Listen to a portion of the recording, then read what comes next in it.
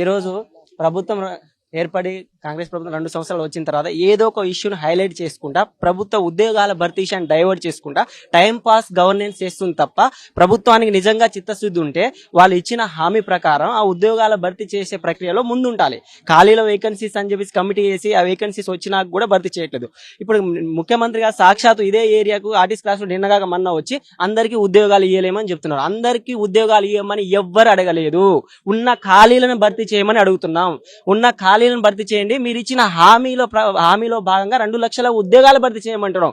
అందరికీ ఉద్యోగాలని ఏ నిరుద్యోగి అడగలేదు, ఏ మేధావి అడగలేదు. దయచేసి ముఖ్యమంత్రి గారికి నిరుద్యోగుల పక్షాన ఒక విషయాన్ని విన్నవించుకుంటున్నాం. మీ డైవర్షన్ పాలిటిక్స్ చేసుకుంటే టైం పాస్ చేసుకుంటే రానున్న రోజుల్లో మీ ప్రభుత్వం గానీ మీ పార్టీ గానీ మీరు ఎమ్మెల్యేలు గానీ ఇంట్లో కూర్చోవాల్సిన పరిస్థితి వస్తుంది. మిమ్మల్ని గెలిపించిందే ఈ నిరుద్యోగులకి. మేము మిమ్మల్ని విన్నవిస్తున్నాం, హెచ్చరికలు కాదు విన్నవిస్తున్నాం. మా ఉద్యోగాల భర్తీ చేయండి, ఖాళీలను నింపండి, నోటిఫికేషన్ ప్రక్రియని షురూ చేయండి. అంతేగాని టైం పాస్ డైవర్షన్ తోటి పాలిటిక్స్ చేస్తా అంటే మాత్రం మీరు ఖచ్చితంగా భారీ మూల్యం చెల్లించుకుంటారు అతి త్వరలో అని చెప్పేసి విన్నవిస్తున్నాం.